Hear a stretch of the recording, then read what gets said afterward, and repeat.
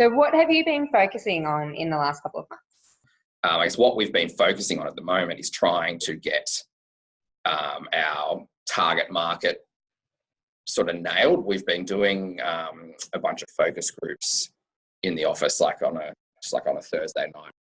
Our network comes along and has like a wine and cheese and a bit of pizza and talks about, what they think about their finances, or more accurately, what they don't think about their finances. And so we're finding it the most difficult thing for us. Everyone that we speak to so far is just like, I don't really think about it. I work hard for my money. I deserve to spend my money. I don't want to think about the future, all that kind of stuff. And so I guess we're trying to figure out what messaging, and obviously Wealthy Answers has, all those years of online presence to sort of hammer home their message.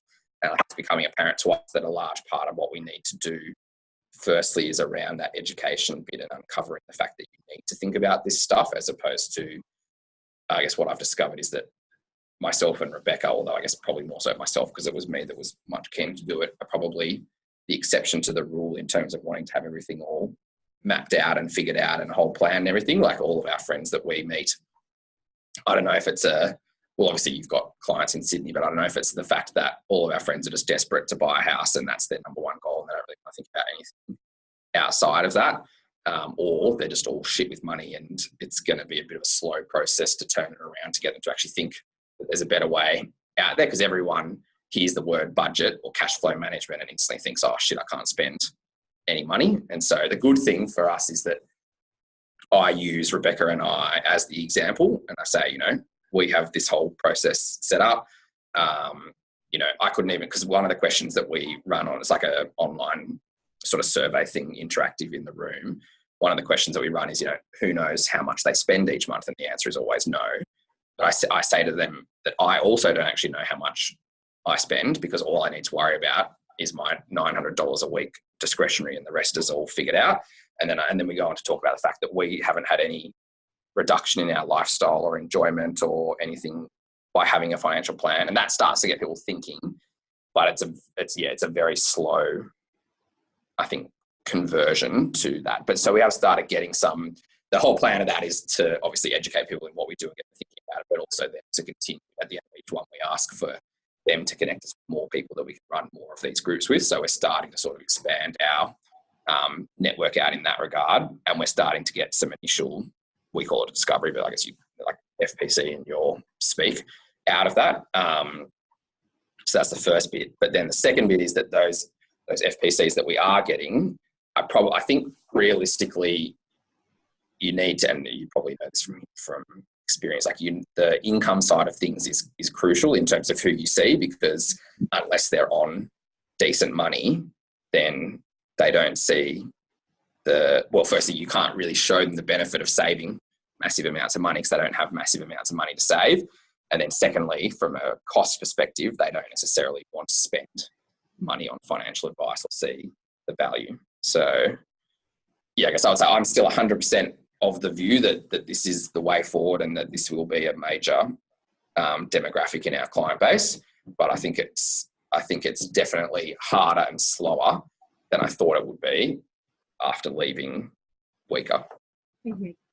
Have you had any other sort of wins in the last couple of months around? Well, so I think, so I think, so I've actually started implementing the cash flow structure in all of our other clients. Like we've got a lot of older term gearing clients that just spend so much money. And the structure itself, I think, is starting to liberate some of them. Everyone freaks out when I tell them they can't use credit cards. They wonder about their points and all that shit, which I guess used to be me not too many months ago. So yeah, that's definitely positive. I think the other positive is that the team here are really, I guess, restructured team, are pretty engaged in it because it is their people and their network. And so they're actually starting to some effort to actually go out and network themselves kind of thing. So that's definitely a positive. So, I mean, it sounds like as well that there's been some really good flow outs from, even though the focus was on millennials, but then you can actually start getting some easy runs on the board with your existing client base and reinforcing what you're doing and why you're doing, getting good at it, and then follow it right through. Yeah.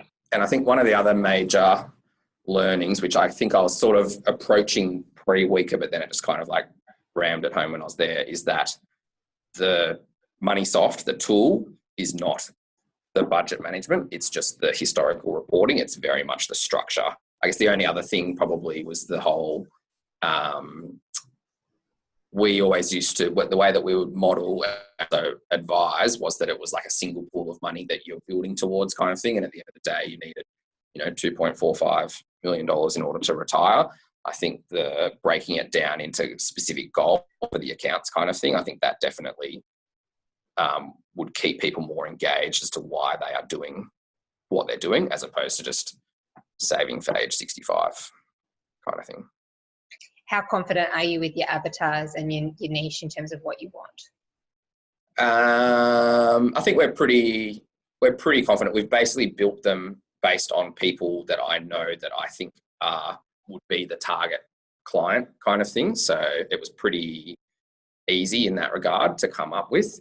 I think we can probably do a bit more around the, where are they, what are they on, that kind of stuff. And the focus stuff is designed at that more of like, what are their issues and concerns and what do they think about and what do they focus on. But I think we've definitely got a pretty good like starter for it.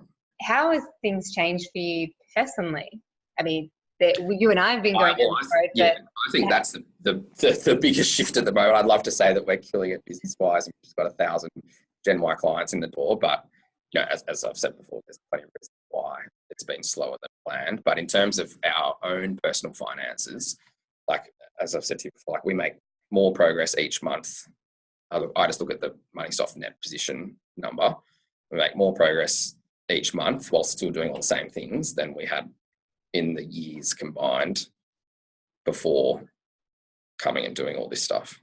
I appreciate you giving me this feedback today, but I hope you can also, it's nice to reflect as well. And yeah, definitely. The last couple of months have been like.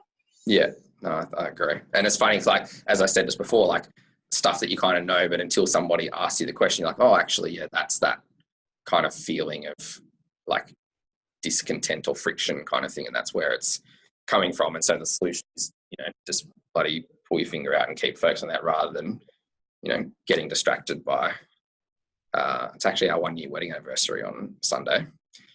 So, getting distracted planning holidays and stuff like that. So that's exciting. Yeah. What's the one thing you can do today to keep things moving? One thing I can do today. Well, I've technically already done it because I got a referral this morning to a gym. That doesn't count then. What's the thing?